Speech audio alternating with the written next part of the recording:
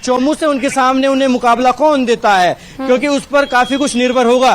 क्योंकि पिछले विधानसभा चुनाव में राष्ट्रीय लोकतांत्रिक पार्टी के छुट्टन यादव के चुनाव लड़ने से काफी मेहनत करनी पड़ी थी। रामलाल शर्मा को अंतिम समय तक पसीने आए हुए थे, लेकिन आखिर में चुनाव जीत गए। वहीं आमेर के विधायक और उपनेता प्रतिपक्ष सतीश पूनिया पर वापस विश्वास जताते हुए बीजेपी ने उन्हें चुनावी मैदान में उतार दिया है।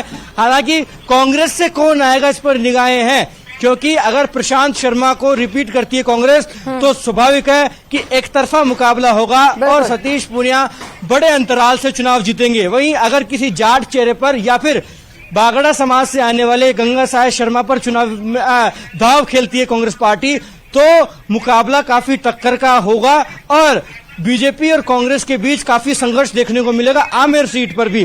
वहीं जहां तक और सीटों की बात है, निर्मल कुमावत को उतारा गया फुलेरा से।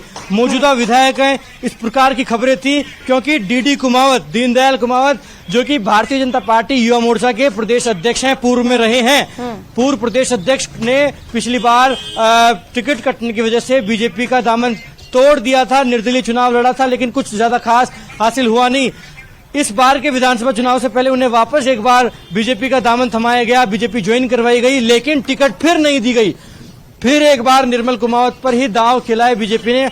हालांकि इसका असर कितना होगा ये देखने वाली बात है। बीजेपी ने दाव खेला, मुकाबला बड़ा दिलचस्प होने वाला है इस बार, क्योंकि जहां एक और बीजेपी ने 124 उम्मीदवारों के नामों का ऐलान कर दिया है, तो वहीं कांग्रेस में 167 नाम अभी बचे हुए हैं जिन पर अभी सस्पेंस बरकरार है। सौरभ भी लगातार हमारे साथ जुड़े हुए। सौरभ, सोशल इंजीनियरिंग की बात लगातार हम कर रहे हैं, बीजेपी का तो जिक्र हमने कर लिया, कांग्रेस की लिस्ट को कैसे देखते हैं आप?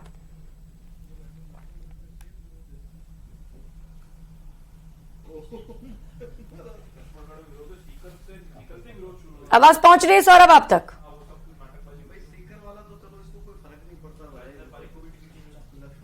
ठीक है रंजन, यही सवाल आपसे मेरा है, कौन कौन से कास्ट फैक्टर को साधने की कोशिश की गई है कांग्रेस की ओर से?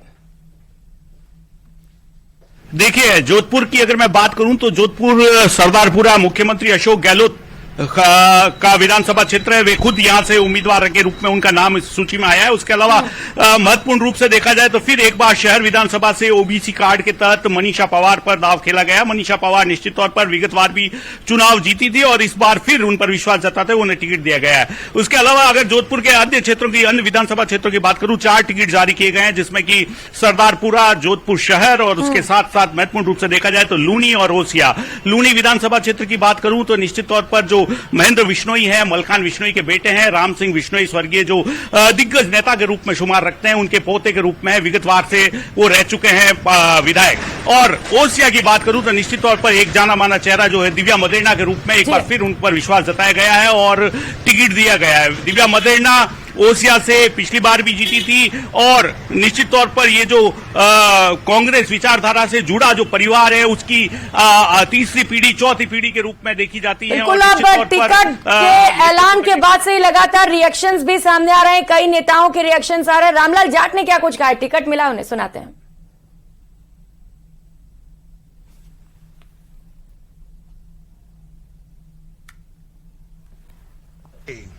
शानदार सूची आई है, जिन जिन लोगों के नाम आए उन सबको मेरी तरफ बधाई। कार्यकर्ताओं में शानदार जोश है, आम मतदाता इस बात का इंतजार कर रहा है कि कांग्रेस पार्टी दोबारा रिपीट हो और तमाम हमारी योजनाएं वापस चले और इन योजनाओं में और बढ़ोतरी हो। इस उत्साह के साथ हमारे वर्कर कार्यकर्ता जश्न मना रहे हैं।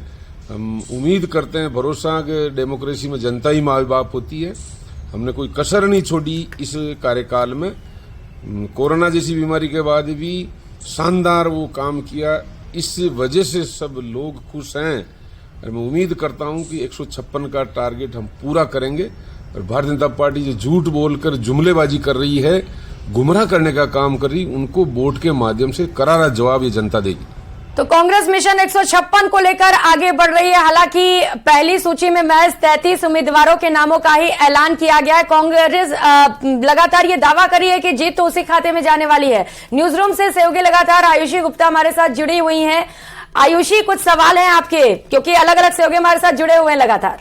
बिल्कुल प्रियंका देखिए, अगर हम बात बीजेपी की लिस्ट की कर ले तो देखिए बीजेपी ने 10 महिलाओं को भी टिकट दिया है। प्रियंका, तस्वीरें हमने अपने दर्शकों को लगातार दिखाई थी कि राजस्थान की कमान खुद प्रधानमंत्री नरेंद्र मोदी ने संभाल रखी थी और लगातार वो दौरा करते हुए नजर आए। कई बार प्रधानमंत्री नरेंद्र मोदी जब दौरा करने आए तो देखिए महिलाओं ने ही कमान संभाल रखी थी। स्वागत के कार्यक्रम की सारी तैयारियां महिलाओं के कंधे पर थी, तो लगातार महिलाओं ने कंधे से कंधे मिला करके वहां पर देखिए साथ दिया और इस बार 10 महिलाओं को यहाँ पर ऐलान कर दिया गया है, 10 महिलाओं का।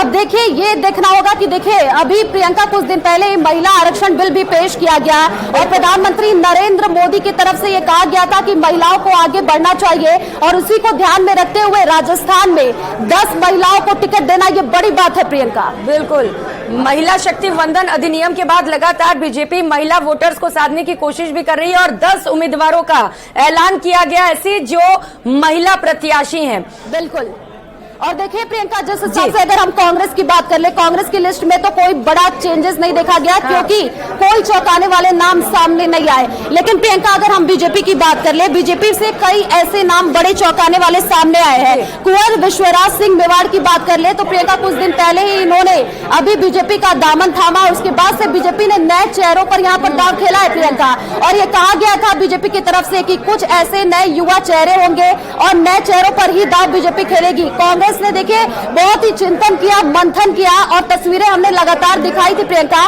दिल्ली से लेकर के राजस्थान तक हलचल बहुत ही ज्यादा तेज देखने को मिली थी, लेकिन इतना चिंतन मंथन करने के बाद भी कोई बड़ा नाम अगर देखा जाए तो कांग्रेस में तो कई ऐसे नाम तो है, लेकिन नए चेहरों को मौका नहीं दिया गया। लेकिन बीजेपी जैसा हमेशा से ही कहती आई है कि नए चेहरों पर दाव खेला जाएगा, युवाओं को मौका दिया जाएगा, तो उस हिसाब से कुंवर विश्वराज सिंह मेवाड़ जो कि देखिए महाराणा प्रताप के वंशज है प्रियंका, और यहाँ पर जाति समीकरण साधने की कोशिश की है बीजेपी ने। बिल्कुल, विश्वराज मेवाड़, साथ ही साथ ज्योति मिर्धा का नाम भी सामने आया है और जश्न की तस्वीरें देखिए जरा।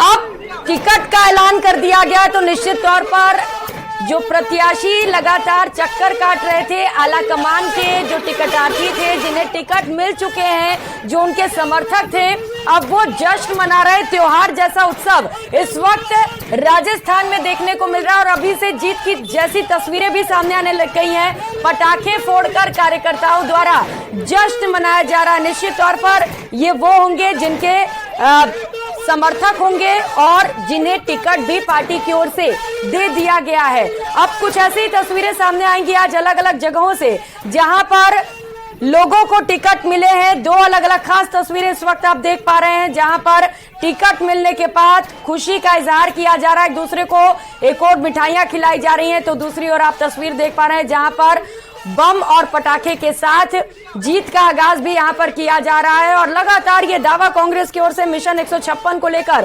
कांग्रेस आगे की ओर बढ़ रही है और ये दावा भी किया जा रहा है कि जीत कर तो हम ही आएंगे और सत्ता में वापसी होगी। जो रिवाज कई सालों से चला रहा उस रिवाज को तोड़कर हम अपना राज बरकरार रखेंगे।